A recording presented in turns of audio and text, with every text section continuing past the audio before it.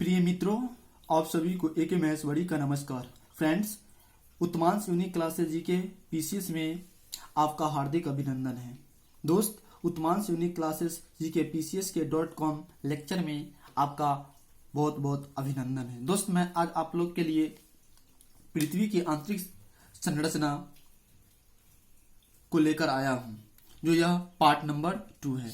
और part number 1 में आपको मैंने इस पृथ्वी की आंतरिक संरचना को समझाने की कोशिश की थी कि किस तरह से सुयश साहब ने इस पृथ्वी को 3 पार्ट में बांटने की कोशिश की है।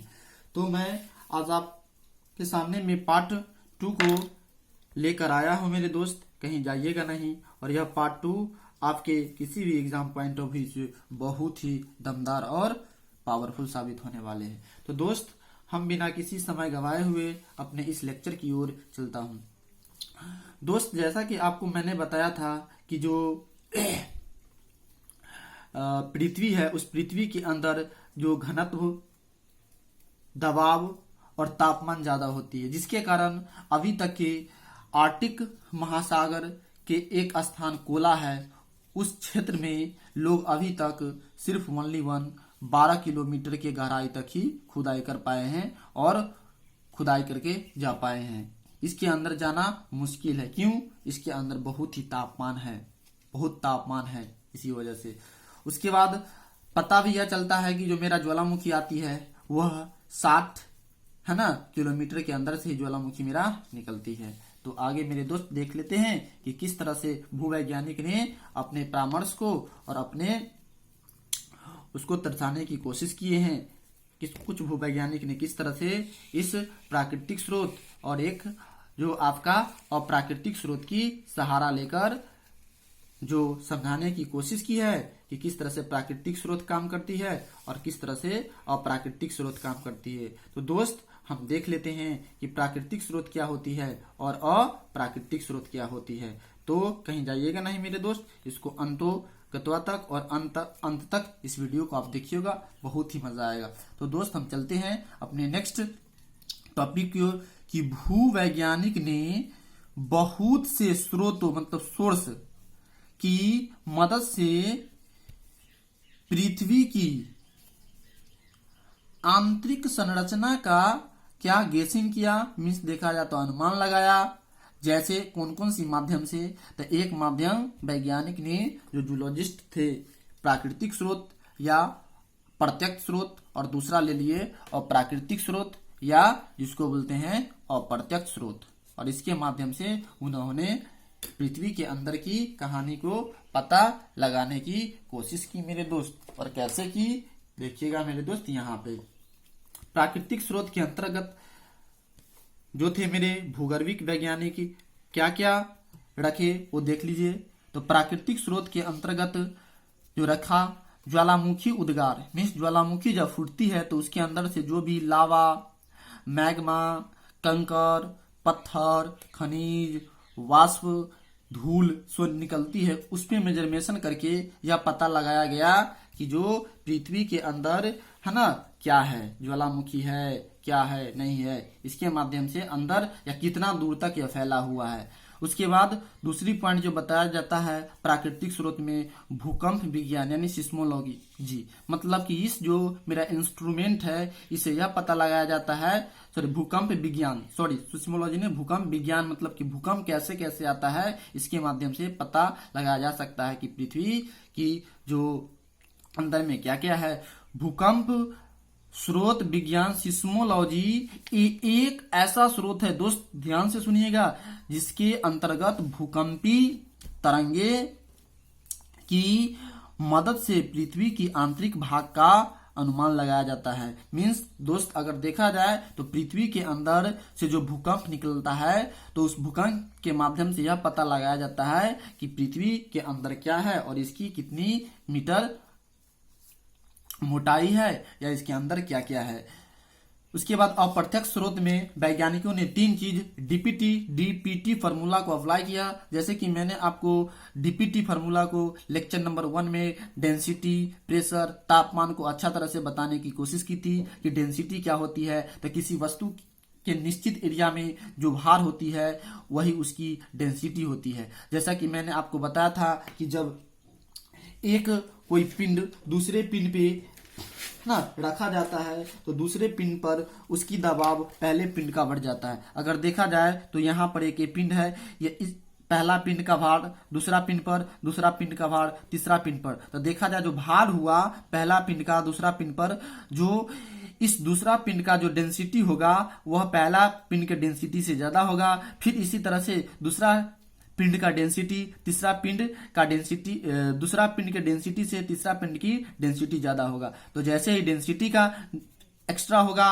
वैसे ही आपका जो प्रेशर है वह बढ़ जाएगा, और जैसे प्रेशर बढ़ेगा वैसे ही मेरा वैसे ही क्या तापमान में इंक्रीजिंग हो जाएगा। दोस्त यह बात आपको पहले मैं समझा चुका हूं।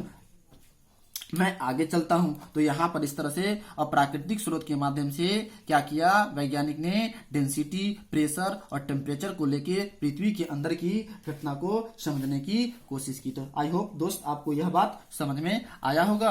और फिर मैं अपने इस पृष्ठ नंबर 2 को देख लेता हूं कि पृष्ठ नंबर 2 में क्या कहा जा रहा है। दोस्त अभी जो यहाँ पर थोड़ा ध्यान से देखिएगा, यह बहुत ही मजेदार, यह जो है ना असंबद्धता या असंतक या डिसकंटिन्यूटी। भाई यह क्या हुआ, असंबद्धता का अर्थ या असंतक या डिसकंटिन्यूटी का जो अर्थ होता है वह अर्थ होता है कि किसी एक वस्तु को या किसी दो वस्तु को, किसी एक वस्तु को या तो जोड़ देना या किसी दो वस्तु को या तो हटा देना, या तो जोड़ देना या तो हटा देना, असंबद्धता का ये अर्थ होता है। तो हम देख लेते हैं दोस्त कि असंबद्धता कैसे पाई जाती है। जैसे कि यहाँ पर आपको यह पृथ्वी को दर्शाया गया है, इस पृथ्वी को यहाँ पर दिखाया गया है।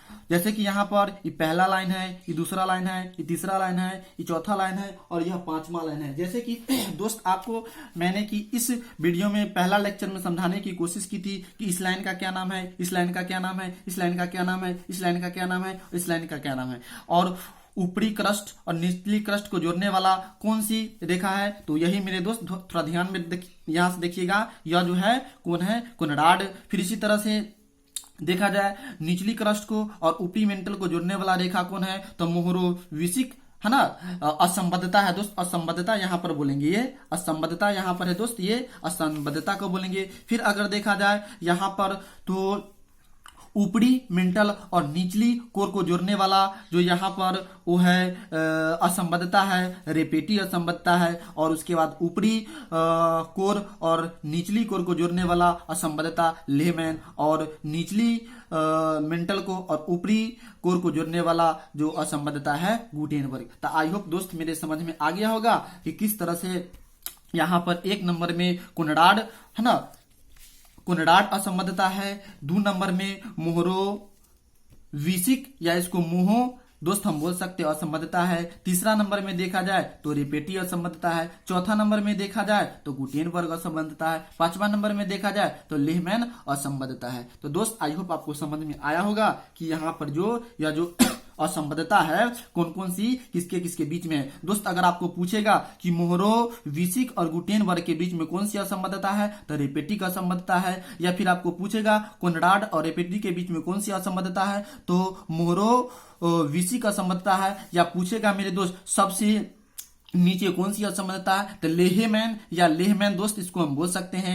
ध्यान में रखिएगा, इसका ट्रिक्स दोस्त मैं बनाया है कि को मोरे गुले। को से अगर देखा जाए मेरे दोस्त तो कोनाड, मो से देखा जाए तो मोहरोविसिक, और र से देखा जाए तो रेपेटी, गु से देखा जाए तो गुटेनबर्ग और ले से देखा जाए तो लेमैन। दोस्त आपको यह बात समझ में आ रहा होगा। फिर यहाँ पर असंबद्धता से कैसे क्वेश्चन बनती है इसको हम देख लेते हैं मेरे दोस्त। तो ऊपरी प्लस निचली क्रस्ट है ना को जोड़ने वाली असंबद्धता क्या कहलाती है, कोनराड। इस तरह से यहाँ पर देखिए मेरे दोस्त, ऊपरी ये हो गया और निचली हो गया, इसको कौन जोड़ती है तो कोनराड जोड़ती है। इसी तरह से दोस्त यहाँ पर अगर देख लिया जाए तो निचली क्रस्ट और यहाँ पर ऊपरी क्रस्ट, क्या निचली क्रस्ट और ऊपरी क्रस्ट, निचली क्रस्ट प्लस ऊपरी क्रस्ट मोह असंबद्धता जोड़ती है। ऊपरी प्रवार या निचली प्रवार रेपेटी दोस्त, यह प्रवार मेंटल का ही दूसरा नाम है।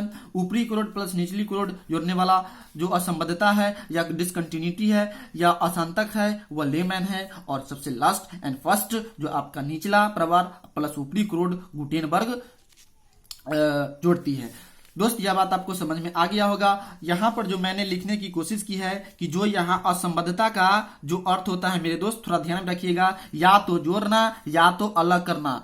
दोस्त डेंसिटी भी आपको समझा चुके हैं कि यह एक क्यूब है, यह दूसरा क्यूब है। एक क्यूब में हम 6 रुई का टुकड़ा रख दिए और दूसरा क्यूब में 5 बल्ब का टुकड़ा रख दिए। अगर देखा जाए तो इस बल्ब वाले क्यूब की जो डेंसिटी होगी यह रुई वाले क्यूब के डेंसिटी से एक्स्ट्रा होगी। जैसे ही डेंसिटी ज्यादा होगी वैसे ही प्रेशर बढ़ेगी। तो डेंसिटी का जो रिलेशन होती है मेरे दोस्त टेम्परेचर से होती है। और यहाँ पर जैसे कि आपको बताने की मैं कोशिश कर रहा हूं कि यह जो मेरा डेंसिटी है, इस डेंसिटी का जो रिलेशन है वह प्रेशर से है। और यहाँ जो प्रेशर जो है इसकी जो रिलेशन है टेम्परेचर से है। जैसे जैसे हम नीचे पृथ्वी के अंदर जाएंगे वैसे वैसे डेंसिटी बढ़ेगी, और जैसे जैसे डेंसिटी बढ़ेगी वैसे वैसे प्रेशर बढ़ेगा, और जैसे जैसे प्रेशर बढ़ेगा वैसे वैसे टेम्परेचर बढ़ेगा। और अंदर में यहाँ पर एक चीज आपको दोस्त बताने की कोशिश किए हैं कि किस तरह से यहाँ पर डेंसिटी बढ़ती है तो प्रेशर बढ़ती है, और फिर लास्ट में जाकर टेम्परेचर भी अपना काम करना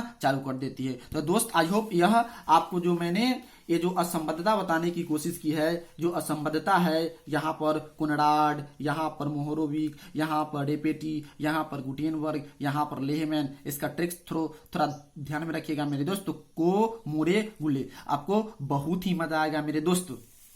अब यहाँ पर हम थोड़ा देख लेते हैं कि भूवैज्ञानिक ने देखा कि पृथ्वी की बाहरी परत, मतलब कि पृथ्वी की ये वाला परत दोस्त, बाहरी परत से आंतरिक सतह की ओर जाने पर, मतलब यहां से यहां जाने पर घनत्व में वृद्धि होती है। ऑटोमेटिक सी बात है लोग दोस्त, अगर किसी पिंड को एक पिंड पर डालते हैं तो उसकी भार बढ़ जाएगी, स्वाभाविक सी बात है। पृथ्वी का आंतरिक भाग भारी धातुओं से बना हुआ है, मीन्स अंदर में जो है निकिल और निपे से बना हुआ है। तो दोस्त आई होप यह जो यहाँ पर इस टॉपिक को मैं आपको समझाने की कोशिश की थी असंबद्धता वाली, यह असंबद्धता वाली दोस्त आपको 100% दिमाग में फिट हो गया होगा। दोस्त इस असंबद्धता को थोड़ा आप ध्यान से पढ़िएगा मेरे दोस्त, आपको बहुत ही मजा आएगा मेरे दोस्त। यहाँ पर कौन सी कोनराड, मोहो, रेपेटी, गुटेनबर्ग, लेहमैन, इसका ट्रिक्स कोमोरे गुले याद रखिएगा। तो दोस्त मैं अपने नेक्स्ट पेज की ओर चल रहा हूँ।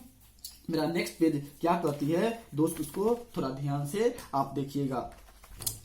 जैसे कि यहाँ पर मेरा जो नेक्स्ट पेज है कि पृथ्वी की आंतरिक संरचना, जैसे कि मैंने आपको फर्स्ट वीडियो में भी बता चुके हैं कि पृथ्वी की जो आंतरिक संरचना होती है किस तरह से श्वेत साहब ने बताने की यहाँ पर कोशिश किए थे।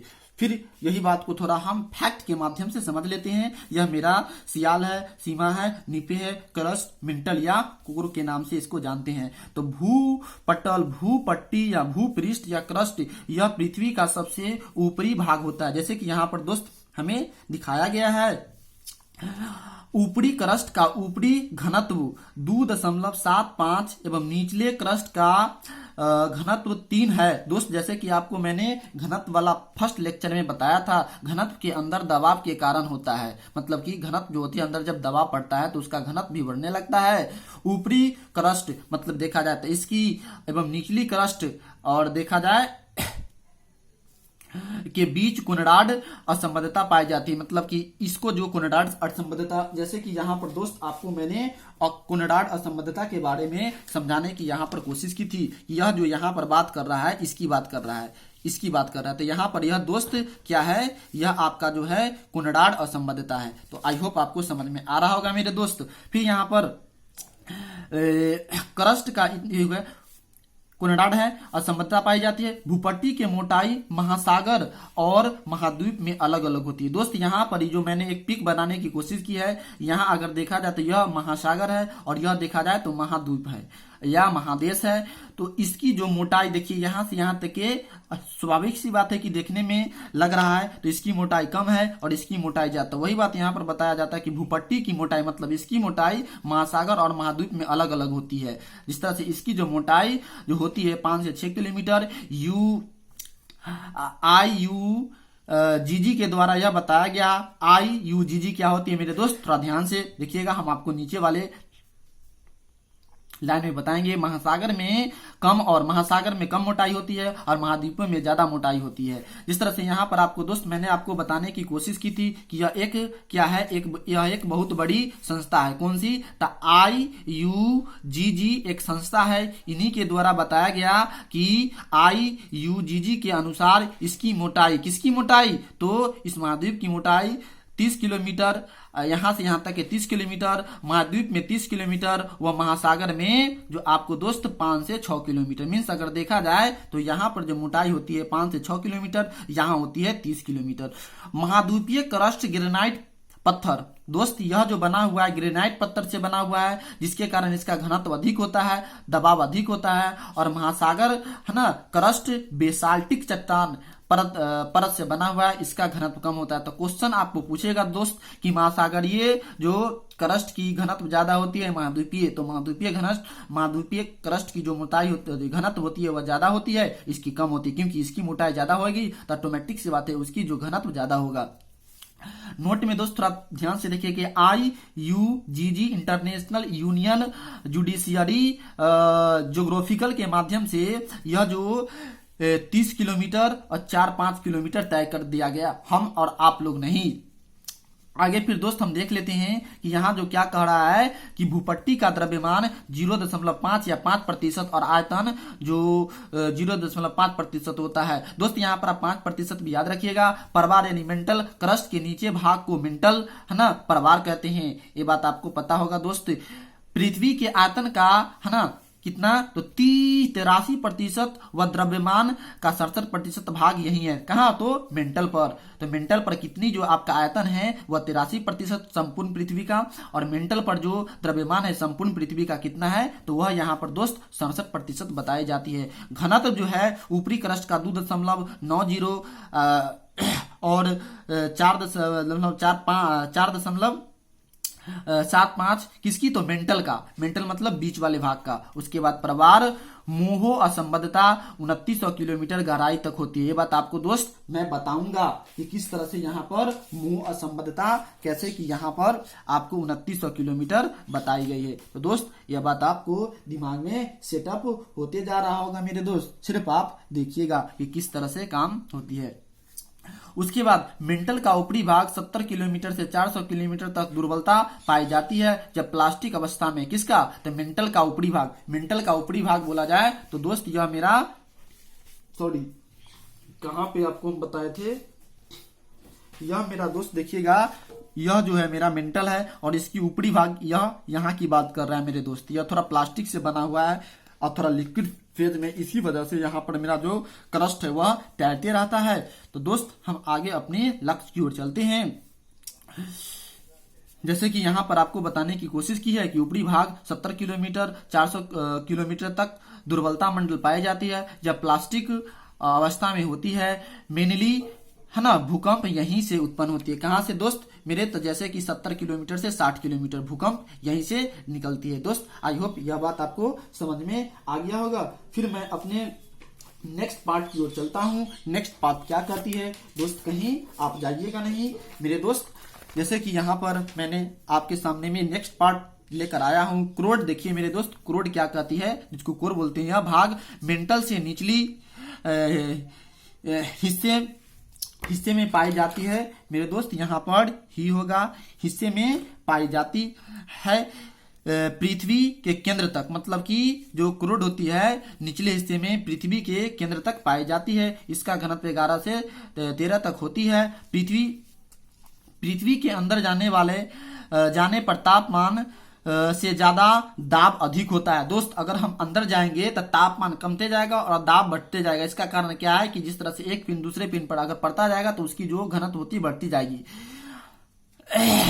इसी दाब मतलब प्रेशर बढ़ती जाएगी। इसी वजह से पृथ्वी का क्रोड ठोस अवस्था में है। गुटेनबर्ग से 6371 तक है ना क्रोड पाया जाता है। गुटेनबर्ग से दोस्त यहाँ पर आपको इस तरह से मैंने बताने की कोशिश की है। तो गुटेनबर्ग से अगर देखा जाए तो गुटेनबर्ग यहाँ पर आपको दिखाई दे रहा है। तो यहाँ से कह रहा है यहाँ तक के, मीन्स अगर देखा जाए तो यह यहाँ से कह रहा है यहाँ तक के 73 किलोमीटर जो पाई जाती है मोटाई। यही बात यहाँ पर कह रहा है मेरे दोस्त, थोड़ा ध्यान से देखिएगा। तो गुटेनबर्ग से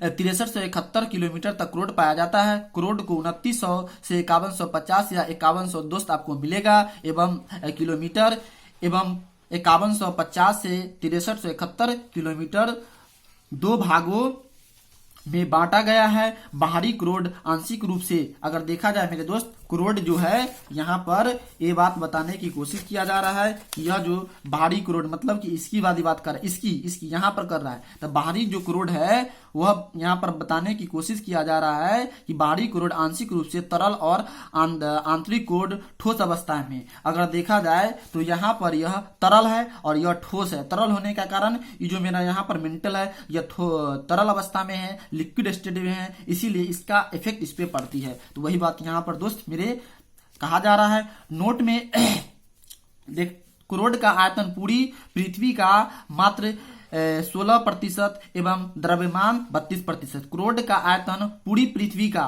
जो क्रोड मेरा है यह क्रोड है, जो पूरे पृथ्वी है इसकी टोटल पृथ्वी के जो द्रव्यमान का इतना है और जो इसकी जो आयतन इतना है और द्रव्यमान 32% है। दोस्त यहाँ पर थोड़ा इसे देखिएगा नोट में, पृथ्वी के आयतन एवं द्रव्यमान तीनों परत में अंतर क्या क्या होती है। पृथ्वी के आयतन एवं द्रव्यमान तीनों परत में जो यहाँ पर आयतन और द्रव्यमान कैसे कैसे पाई जाती है दोस्त, थोड़ा इसे आप देखते जाइएगा, बहुत ही आपको मजा आने वाली है। तो यहाँ पर आपको जो दिखाई दे रहा है यह आपका क्रस्ट है, यह आपका मेंटल है और यह आपका यहाँ पर क्रूड है। इसे दोस्त हम देख लेते हैं कि कैसे कैसे यह काम करती है। तो पृथ्वी पर क्रस्ट है ना, पृथ्वी पर क्रस्ट का आयतन 0.5% या दोस्त कहीं कहीं पर आपका 0% भी मिलेगा। उसके पृथ्वी पर क्रस्ट का द्रव्यमान जो होती है 0.5 या 5% मेरे दोस्त मिलेगी। ठीक है ना, आप इसको लेके चलिएगा। उसी तरह से यहाँ पर मेंटल, पृथ्वी पर मेंटल का आयतन 83%, उसी तरह से पृथ्वी पर मेंटल का द्रव्यमान 67%। दोस्त 83-67 थोड़ा ध्यान में रखिएगा, 83 आयतन है और 67 द्रव्यमान है पृथ्वी पर मेंटल का। उसके बाद आगे देखा जाए तो क्रोड का जो पृथ्वी पर आयतन होती है वह 16%, क्रोड का पृथ्वी पर जो द्रव्यमान होती है वह 32%, 16 दूनी 32। इसको आप दोस्त याद कर सकते हैं। तो आई होप दोस्त आपको यह बात समझ में आ रहा होगा। इसे लाइक कीजिएगा, सब्सक्राइब कीजिएगा और अपने दोस्तों के साथ इस उत्तमांश यूनिक क्लासेस को देखना नहीं भूलिएगा। मेरे दोस्त लास्ट एंड फर्स्ट पेज की ओर मैं चल रहा हूं, इसे अंतिम क्षण समझिएगा दोस्त। यह थोड़ा वीडियो लंबा जा रहा होगा लेकिन आपको बहुत ही मजा देने वाली है। तो दोस्त जैसा कि मैंने आपको बताया था कि किलोमीटर में फिर से लेके आऊंगा, यह मेरा अर्थ है। यहाँ देखा जाए तो धरातल से यह जो मेरा है कुनडाड लाइन तक के 0 से 11 किलोमीटर। फिर अगर देखा जाए तीसरी लाइन जो मेरा होता है मोहरोविक, वहां तक के 100 किलोमीटर। फिर उसको नीचे देखा जाए तो 1000 किलोमीटर। फिर LM से थी